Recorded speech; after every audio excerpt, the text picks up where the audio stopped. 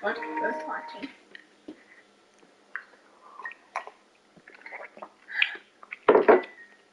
Yo, what up, y'all? What up? What up? What up? Y'all already know what it is. This is season 2 of Whatever It Takes. We in the playoffs. We are now in divisional round. But before we get into the divisional round, we got to go back and talk about the first round, things that went down. One of the games I'm kind of lost with still. I still don't know all the facts about it. I got like the gist of it. You know what I'm saying? And I'll get into that when I get to that game. But as in right now, other than that, we just want to talk about the recap, and then we just want to Mari, why you touching the control? Boy, I gotta get back to the screen. Watch it. Wait up. 1 second, y'all. I'm trying to multitask over here. I'm sure you hear the little guy in the background. So I'm just trying to get it back. Just trying to get it back to where I had it, so I can see the screen. All right. So yeah. Over here in this first round, I told y'all before the game started, I said that, there's going to be some upsets. I said that any game had the ability to go either way. And I was saying that every playoff, no matter what the rankings are, it's a whole new season, basically. The only difference is it's a 1-game elimination tournament. That's all the playoffs is. 1-game elimination tournament. Nobody cares about what seed you're in. Just because you're a lower seed, it doesn't lower your chances. It doesn't lower your chances to win the game. You know what I mean? Is what I'm saying at the end of the day. So that's the situation with that. But very good games though. Very good games for the first round. I can't lie. Very good games. The only game I didn't get to check and see and really see too much. Well, I didn't see none of the game. Was the Cleveland and Miami game. All the other games I was able to tune in and watch majority of it. I didn't watch nobody game the whole game, but I definitely was able to watch bits and pieces of all the other games, a nice majority of it, so I can talk about certain things come this time, But we're going to start over here in the AFC, and we had Dolphins and Chiefs. I took the Chiefs to win this game. I took the Chiefs to win this game. The Dolphins won. I'm not surprised because Dolphins had one of them seasons. I went with the Chiefs because the Chiefs, in my opinion, was probably one of the hottest teams coming in here. And I tell y'all, a lot of times it's about who's hot now. It's not about, what your record is and all of that. I mean, that stuff play a role. That shows the work that you put in during the regular season. But I like the Chiefs' chances coming in here. So I took the Chiefs, and it was a good game. You know what I'm saying? It definitely was a good game. The final score doesn't really reflect the good game it was. The Chiefs started turning the ball over late in the game, and that was the difference. But they was going back and forth for a while. You know what I'm saying? It was definitely one of them games that if you tuned into it and you seen what was going on, you definitely wanted to stay tuned. But Chiefs had some major turnovers in the end of that game, which definitely swung everything. But bottom line is, Miami was killing him on the ground, and Miami was killing him in the air. All right, go on the safety follow you. Miami was killing him on the ground, and he was killing him on the air. So it's hard to defeat somebody. Forget the playoffs. It's hard to defeat somebody, period, if they're able to pass and run. Dolphins had well over 100 yards, almost close to 200 yards running, and he put that ball in the air. That's one of them things where you got to pick your poison. You know what I'm saying? And you can't let a guy do both. You can't let him do both. You can't let him run and pass. And that's kind of what the Chiefs allowed.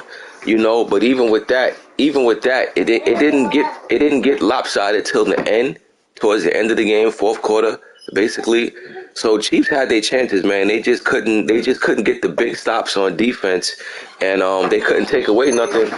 They couldn't take away nothing from Miami. Hold on 1 second.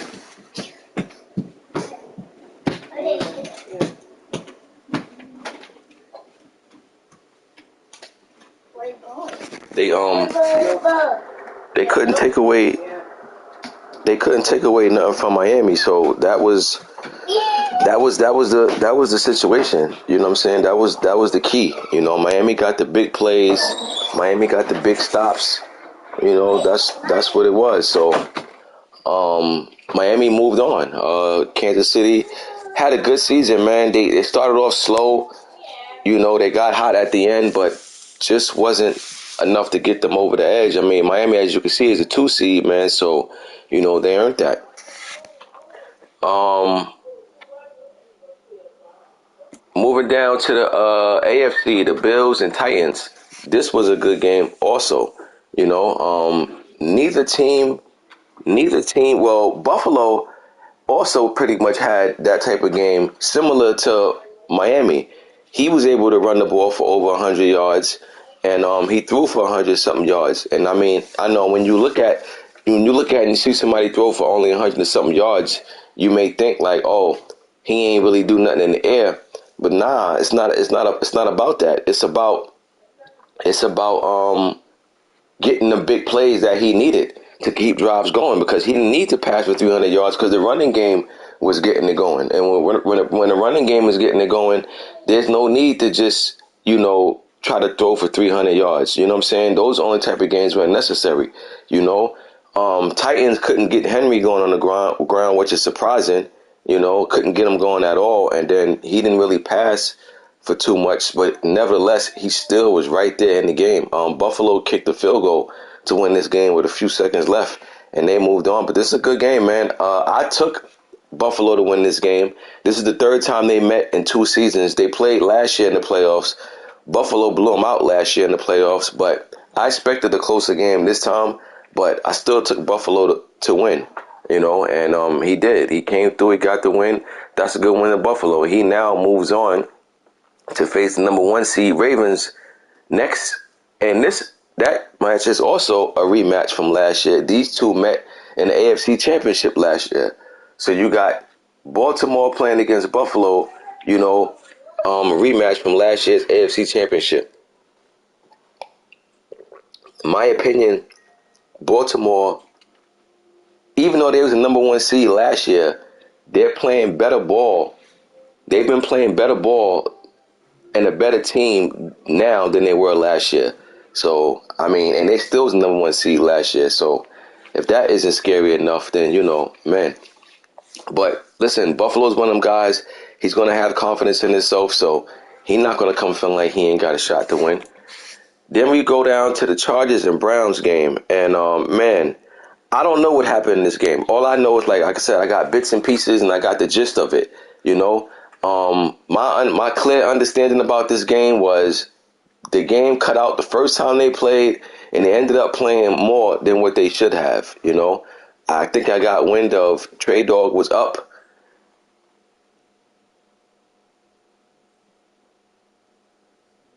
Oh, you met Baltimore. You put 60. Oh, I missed that. I missed that one. And I do fifth quarter, and I still missed that. Unless I didn't do fifth quarter that week, I didn't even realize that. But all right. So you see that, right? You see that, right? Baltimore, you see Lions. Lions is basically saying, they ain't impressed. They ain't impressed with what they see. That's what the Lions is basically saying. They saying they basically ain't impressed. They saying what they put up on your head in the regular season. But we all know regular season is regular season and playoffs is playoff. But if I'm the Lions, though, if I was the Lions, I definitely would feel the same way that he feel. Like if I meet Baltimore in the Super Bowl, I'm definitely.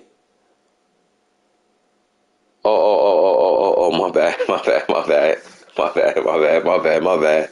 Never mind. I take it back.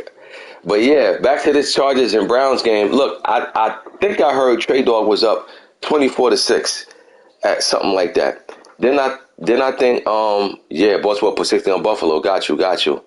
Oh, well, then, yeah. Listen, Baltimore's a beast, man. Like I said, my opinion, Baltimore playing better ball this season than they was last season, and they still was the number 1 seed last season. Baltimore's one of them teams that which I haven't talked about a lot as far as a certain style, but I'll get into it when I get to their game. But yeah, Baltimore definitely put 60 piece up on you, 50 piece on you if you allow them to. But yeah, the Chargers and Browns, man, I think they ended up playing one quarter more than they should have. You know what I'm saying? Like I said, I really can't speak too much about it. Like I know what happened, but if y'all played more than y'all should have, then man, especially if I'm Trey Dog. If I'm Trey Dog, then I'm sure he messed up on that. But if I'm Claw, I'm sure Claw knew that they was playing more than what they should have, and I'm sure he capitalized off of that. You know what I'm saying? I'm sure. And I'm not even saying that because it's Claw. I'm saying if anybody was in Claw position and they was able to finesse an extra quarter out the deal, they're going to do that. You know what I mean? Especially if they was down. They used the extra quarter to their advantage. So Trey Dog being the one that's supposed to know, he wasn't supposed to let nothing slip by him, then that's on him because he can't expect Claw to come out and say, yo, just think about it.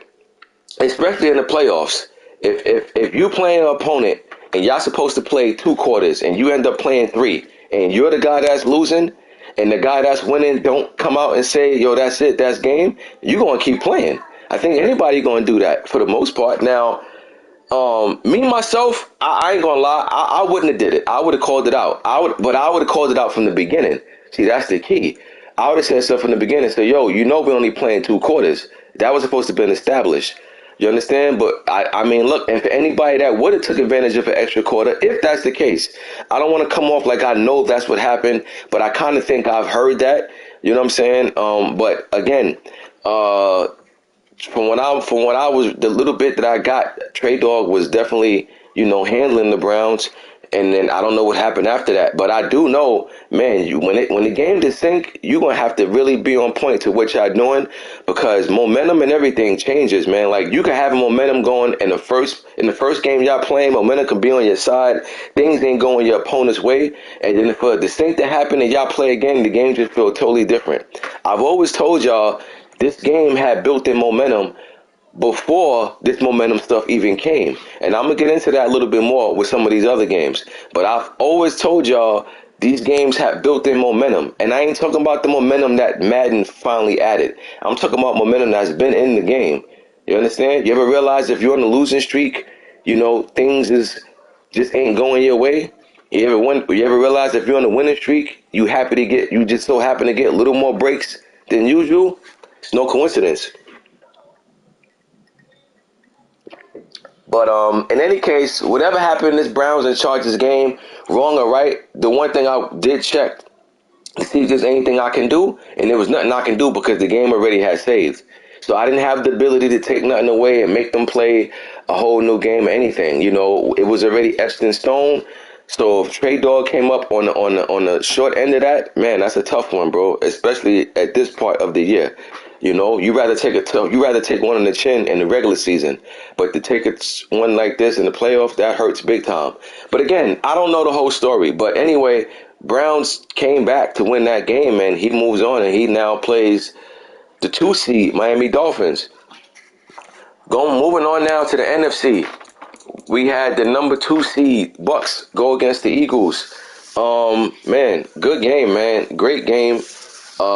Listen, I don't know. For me, I don't know if I'm more happy with the fact that I came down from 2 scores twice or the fact that I actually won a game in the rain. Y'all know, y'all been hearing me cry about rain games forever. And when I say cry, like, I don't really cry, but I always say, like, I tell y'all, my record is horrible in the rain. Like, I don't care who it is I play. The worst team, whatever. Like, I cannot really get off in the rain. And I know a lot of it is me being stubborn because I know that receivers and stuff ain't going to run the best routes in the rain.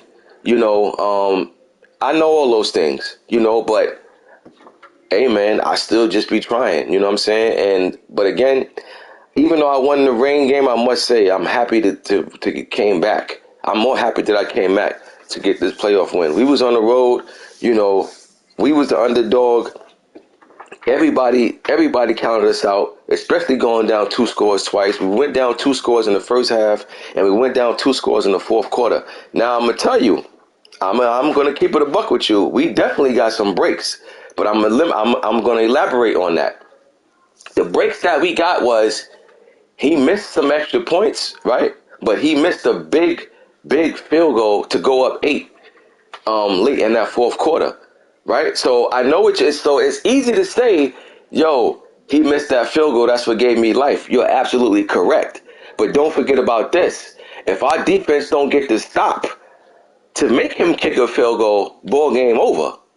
You got to understand that as well. See, we still had to do our part to put him in a position to kick a field goal. Because guess what? If we don't get the stops and he keep getting first downs, all he did was one more first down and the game was over.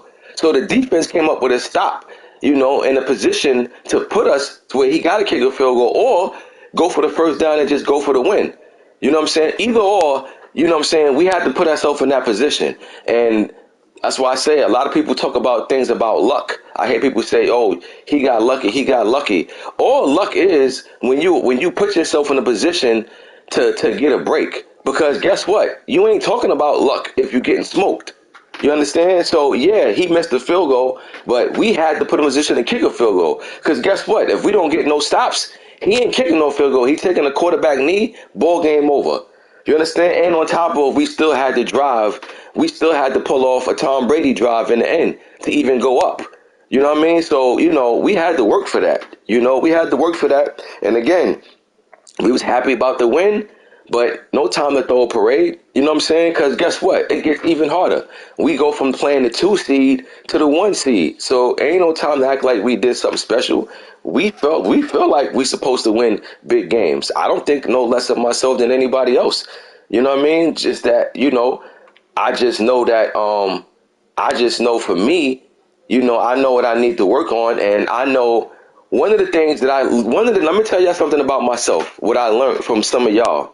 See, I keep it real all the time. What I learned from some of y'all, and basically I'm speaking about the top guys, the Murphs, the Pearls, the Baps, you know what I'm saying?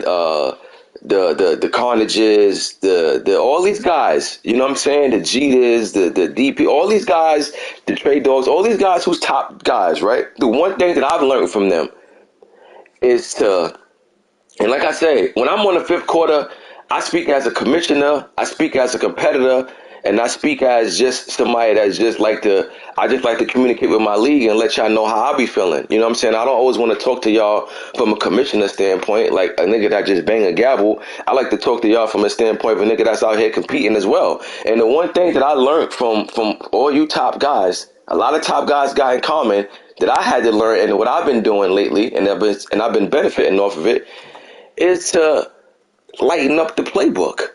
You understand? You ain't gotta call everything that's in your playbook. You ever heard of the phrase "keep it simple, stupid"? Well, that's what I had to tell myself. Keep it simple, stupid, because you know you when you constantly trying this, trying that, trying this, trying that, you don't really have the ability to work on something the way you should. So I had to learn to myself and see, like, yo, what am I really doing wrong? Besides me working on free-form passing and all of that, besides all of that, I had to look at other stuff. And what you looking for? PlayStation Online. Ain't some of those up there?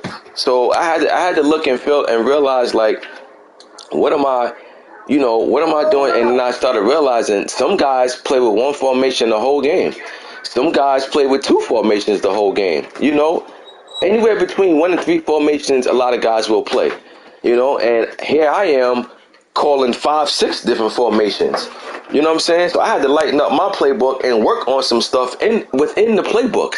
You understand? So, for guys that may be listening to this that's not in the playoffs, listen, man, food for thought.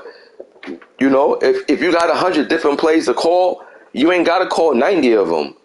Maybe you might just want to call 15, 10 of them and just work and execute on them particular plays. That's what I've been doing lately. You know what I'm saying? Working on different stuff, working on hot routes, whatever coverage he's in, stuff like that, man. You know what I mean? But anyway, let's get into this next game. Giants and Falcons. Now, I'm going to tell you something. I spoke about the game had built-in momentum, right? And this game right here was a clear example of that. The Giants was up at one point 17-0. They was in the red zone with a chance to go up either 20-0 or 24-0. They threw a pick. They threw a pick. I think it was in the red zone too, or right in front of the red zone. They threw a pick right a little before the half, and Atlanta came all the way down and returned it back and scored. I believe. If he didn't score, he got close. But he got a big time pick. And I'm here to tell you, after that interception, the whole momentum switched to Atlanta. The Giants was outplaying Atlanta the whole first half. And after that pick, the game just took a turn in Atlanta's favor. Now I'm going to tell you when the game switched back to the Giants' favor. Atlanta had a big fourth down. He decided to go for it. He didn't go for it. I mean, he didn't. He decided to go for it. He didn't punt. Guess what? He didn't get it. The momentum swung back to New York. And I ain't talking about the momentum that the game has. I'm telling you, these games have built-in momentum. You understand? And anybody that was watching this game that hear what I'm talking about right now can clearly understand what I'm saying if you was watching this game. Momentum switches, man. I'm telling you, like, all of a sudden guys start dropping passes off a regular little tackle. You know what I'm saying? Momentum switches up a lot. So I was watching this game, man, and, you know, I was just seeing momentum swing back and forth depending on what was going on. You know, what was going on at that exact moment. Whether it's a fourth down, interception at the wrong time, momentum was swinging back and forth. I took the Giants to win this game, and I was right. You know, listen, Atlanta's a baller. You understand? He didn't have the same season he had last season. I was saying that during the regular season. Last season, Atlanta went on like a 8-9 game win streak or something like that. They didn't quite have that same, you know, they didn't quite have the same thing going on this season, but they still was a very, very much respected opponent. You know what I'm saying? But I told you, the Giants on the low has been balling all year. You know what I mean? He's been playing lights out ball all year, you know, and I had to give him his credit, you know, on that, because also Atlanta is the team that eliminated the Giants last year in the playoffs. So this was a playoff rematch from last year. You know, notice I didn't take Atlanta. I took New York this time because, you know, I just felt like New York was just more consistency all season. You know what I'm saying? Like, New York is one of them teams, they stick to the script, you know, and I feel them on that. Listen, no need to stick to the script if you didn't write it. You know what I'm saying? But in this case, they write their script, so they stick to it. You know they coming with Saquon. You know they coming with Saquon. You know what I'm saying? And all those other things.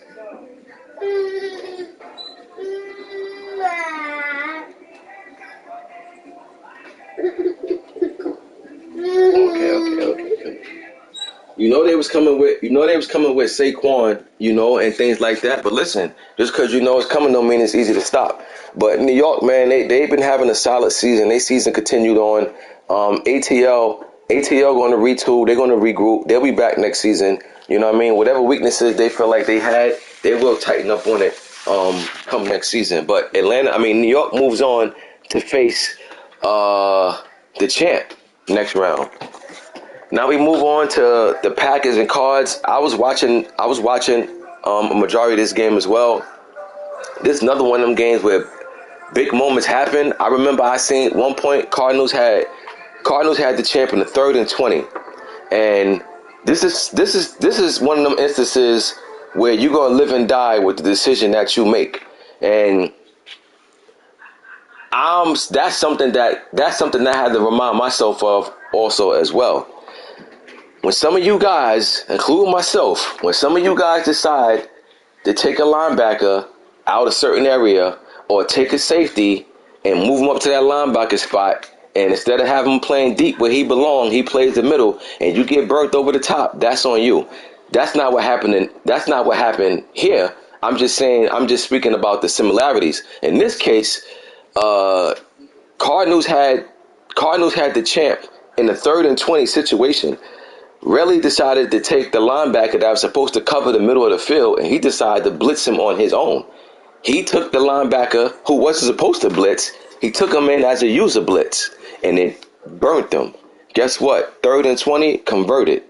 That's what I mean when you live and die by certain decisions that you choose to make. If he don't take that linebacker to try to blitz him on his own, that tight end is not going to be open for that catch. You understand? But it happened, and that was a big moment in the game to me personally, because instead of that drive continuing, he punting on 4th and 20. You know what I'm saying? But listen, this was a good game. The turnovers killed the Cards. The Cards was driving. You know, they had a lot of good drives, which they was killing with a turnover. You know, especially more or less in the second half of the game. You know what I'm saying? But the Cards just couldn't get the play. You know what I'm saying? They had drives, they had some good drives going, but then when they needed the play, they couldn't get it. You know what I'm saying? And when the Packers needed the play, he was getting it. He was killing them with the running back out the backfield. He was just killing them. I mean, the Packers passing game was in effect. I mean, you wouldn't have known if it was Jordan Love or Aaron Rodgers. You know what I'm saying? And you know, it was just overall a good performance. I mean, the Cards played good, man, but they just couldn't get the big plays. Packers got the turnovers that he needed. Packers got the big plays that they needed. They're the champ for a reason. I took the Packers to win this game because I just couldn't see the champ going out in the first round. You know what I mean? And on top of that, the Packers also came into the playoffs hot. They like on I think 6-7 game win streak themselves. So when I talk about peaking at the right moment, that's exactly what the Packers doing. Peaking at the right moment. You know, so Packers the champ. Listen, anybody who take out the champ, you're gonna have to do that because he's not gonna take himself out. You're gonna have to come take him out. You know, and when I say he's not gonna take himself out, meaning you ain't gonna be able to have 4 turnovers and think you're gonna beat him. You're going to have to, if anything, force him into 4 turnovers or something like that. But you're going to have to bring it to the champ in order to bump him because he ain't going to eliminate himself. So that was just a quick recap of the wild card round. Now we get into this divisional round. And these matchups is getting even more tougher. We got the Ravens, number 1 seed, going against number 6 seed, Buffalo Bills. These two, thanks to Murph pointing that out to me, these two played in the regular season, and Baltimore put up 60 on Buffalo. So, do I think that's going to happen this game? No, I don't. Do I think he's going to score 50 this game? No, I don't. But I will say, though, it's very possible if you do not put that speed bump out there for the Ravens. Ravens is also one of them teams that plays 100 miles per hour, and he will play 100 miles per hour from beginning of the first quarter to the end of the game. Well, of course, if he got the game locked up, then there's no need to. But I'm just saying, overall, Bap is going to keep his foot on the accelerator. He ain't letting off. If you don't even make him think that he has to slow it down, he's going to keep that thing in speed mode. Not cruise, speed mode. Buffalo got his work cut out for him. But Buffalo, he's a smart player. You know, he's a smart player. So I think he knows, he has an idea. It's just a matter, can he capitalize off of it? Can he execute his ideas? You know, because Buffalo's smart. You know what I'm saying? I'll give him that. He's smart and he's a good user, period. So I think this should be a good game, personally. Especially because Buffalo know he got 60 put on his head early in the regular season. But even though, with all that being said, I'm still going with the Ravens to win this one. But I'm not going to lie. If the Ravens lose this game, it's going to be a disappointing season. You don't play this good to be number 1 seed, dominate as much he's been dominating, to lose in the divisional round. If he lose in the AFC chip, that's a different story. You know what I'm saying? You did, you know, the goal is Super Bowl, of course, but you made it to the AFC chip. All right, no worries. But if you lose in the divisional round, you understand? That's kind of tough, you know. But I got Ravens in this one. I'm going with the Ravens over the Bills, and I got Ravens 34, Buffalo 24. 34-24, Ravens over the Bills. Next, we got the number 2 seed Dolphins going against number 5 seed Browns. Well, the good news for Miami is that they're at home. They ain't got to worry about going into Cleveland and playing no snowstorm or nothing like that. I would say you ain't got to worry about no rain, But I don't even know how confident I feel about even saying that, because I just went to Tampa thinking I ain't going to have to worry about no rain. Guess what? It was raining. Tampa's in Florida. We know Miami's Florida, so I don't know. It could be rain. But in any case, Miami is the home team. I think this game definitely has the making. This game has the making. Now, and I'm gonna be honest with you. This game, a lot of this game comes down to what state of mind G is in. And what I mean by that is, if G comes to the state of mind where he's trying to pass for 350, and light it up with Tyreek Hill and Waddle, he's gonna be in for a long day. If he comes in with the same mindset that he had against Dre, where he's running the ball and he's passing the ball, mixing it up, G's going to be very, very tough to beat, because that Miami offense with Mozart over there blazing fast receivers, it is hard to contain all of that. So I'm very intrigued to see how strategic the Browns come out on defense to slow down this Miami offense. I want to see if Miami receivers can exploit this Cleveland Browns secondary. Cleveland made a trade in the regular season. They got rid of their top cornerback and Denzel Ward for Jefferson. One of the best young receivers in the game. But that secondary took a hit. You know what I'm saying? So we're going to see if Greedy and Newsome, are they ready to step up? Because now we are in the big leagues. This is playoffs. This ain't no more regular season. This ain't no more, we get them next week. This is do or die. So we got them young cornerbacks going against Tyreek Hill and Waddle. Very, very interesting matchup. I'm here for the smoke. I'll try my best to watch this game when they play. Listen, Miami been playing good all season. Cleveland also had a good season. You know what I'm saying? I know Cleveland is multi-time champion, Super Bowl champion, going back from last Madden, and et cetera, et cetera. But I can't lie, man. It's something about this Miami offense that looking pretty impressive right now. I'm going with the Dolphins. I'm going with Miami over the Browns in a tough one, but I got them to pull this out. Give me Dolphins over the Browns. 20. I'm going to go 27-23. 27-23 Dolphins over the Browns. Moving on to Eagles and Bucks. Eagles and Lions. 1 seed going against 7 seed. Listen, we're in the same position we was in last week. Not expected to win. On the road. I mean, the only difference between this week and last week is the seeding. 2 seed, 1 seed. It's take your pick. After the first seed is the second seed. If you ain't the second seed, only thing better than that is the 1 seed. So guess what? We're in the same position and we coming with the same attitude. We got nothing to lose. You know what I'm saying? And we coming out and we gonna listen. The goal, we had 1 turnover against the Bucks. That's very important. When you're playing against good opponents, you cannot turn the ball over. The more you turn the ball over, the more possessions you are giving your opponent. We can't turn the ball over. We got to play smart, and that's what we plan on doing. We know Lions number 1 seed. We know what they bring to the table. No, we did not play them at all this season. So listen, we just gonna have to see what he bring, in the first quarter. First quarter, we're gonna have to make our adjustments, because I really don't be having time to sit down and watch nobody previous games to scout.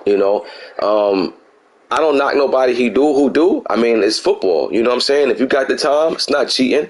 I just don't have the time for all of that. I don't got time to sit down and watch somebody game and see how they play. Forget all that, because guess what? You scout somebody and they come and play you a whole different way. So you just scouted for nothing. So I don't even scout nobody. I play quarter by quarter and see what he brings. See what his tendencies are on 3rd and short. See what his tendencies are on 3rd and long. That's how I adjust. You know what I'm saying? So we'll be making adjustments throughout this game, but we got to make his defense make adjustments to our offense as well. You know what I mean? So we got to bring the fight to them. They're the number 1 seed. They're the favorite, but the pressure is on him. You know, he's supposed to win this game. You know what I mean? But we'll be ready. But I will say Lions is favorite in this one. I say Lions favorite in this one by 4 over the Eagles. Last but not least, we got the number 3 seed going against the champ, Green Bay. Listen, this has the makings to probably be a very, very, very, very interesting matchup. Why? Because you got a guy who likes to pass the ball against a guy who likes to run the ball. And when you get them two type of styles, it can definitely be some friction. You know? Listen, man, the Giants know what's at stake. He going against the champ. You know, when you go against the champ, he's a champ for a reason. So the one thing the Giants know he cannot do is turn this ball over. You know, he got to play pretty much mistake-free football. And I say pretty much because if you have one turnover, that's not the end all. You know, that's not the end all. If you have 2 turnovers, depending on what type of turnovers, that might not be the end all as well. But you can't have more than 2 turnovers in this game, basically. But to be honest with you, you're basically going for no turnovers or 1. 2 might be cutting it. You know what I'm saying? And don't get it twisted. The same goes for the Packers. Listen, the Giants is not the 3 seed for no reason, man. You know what I'm saying? And I'm telling you now, he's no slouch. He's a very good user. He don't get talked about as much because he don't be in the chat like others. But the Giants, by no means, is any type of slouch. You know what I'm saying? So if the champ come in this game feeling like, yo, you know, we got this, then the champ is sadly mistaken. But just don't make no mistake about it. This will be a tough outing for this Giants team. You know what I'm saying? This will be tough. You know, this definitely is going to be a tough one for them to pull out. You know, but the good news is the Giants is at home. You know, so I expect Green Bay. If it was in Green Bay, it would be snowing. If it's in New York, so I'm pretty sure it's going to be cold and probably snowing over there as well. You know what I mean? So either way, it's going to pretty much be the same weather.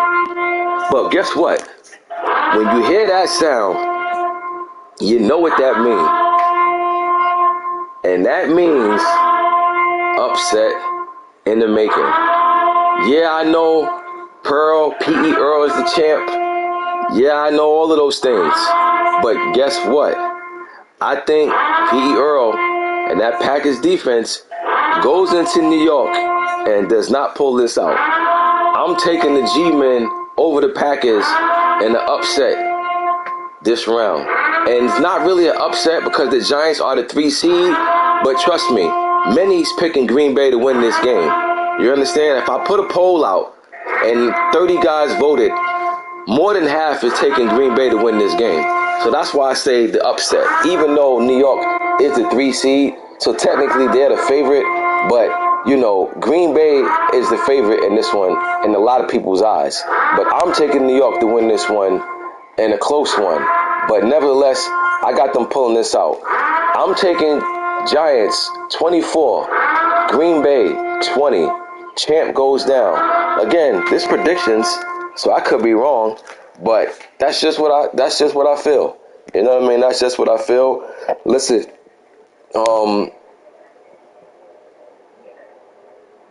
what I was going to say? What I was going to say? Oh yeah. Listen. ITT is coming. You know what I'm saying? But a lot of guys didn't get it back to me. So I'm telling you, for all those that didn't hit me up to let me know that they want in, you know, because I already been trying to figure out how I'm doing the teams, you know, with certain people. So, you know, if you dragged your feet, you know, that's just on you. You know what I'm saying? But, you know, I've been set out a good, and I told people to DM me if they wanted an ITT. You know, that's going to be my 3rd league coming. And I was pretty much waiting for these patches that come out to fix the draft and et cetera and et cetera. But I'll just say it again. If you want an NITT, you know, you got to hit me in the DM and let me know that you want in. You know what I'm saying? But, you know, listen, other than that, we rolling over here. We in season 2. We in the playoffs, divisional round. Next round is the conference championship round. Down to the final 4 after this. and we'll see what happens from there. But in any case, I'll see y'all in the next fifth quarter. I'm out.